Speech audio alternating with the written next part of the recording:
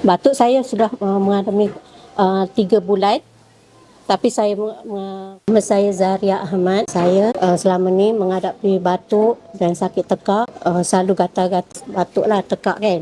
Sesama mendapat produk yang terbaru, Almi Spray ni, saya rasa lega di bahagian tekak saya dan batuk pun berkurangan. Bau dia, rasa dia berangin, dan bila kita sapu di bahagian leher kita, dia rasa sejuk. Itu membuatkan rasa kita bila batuk tu rasa lega.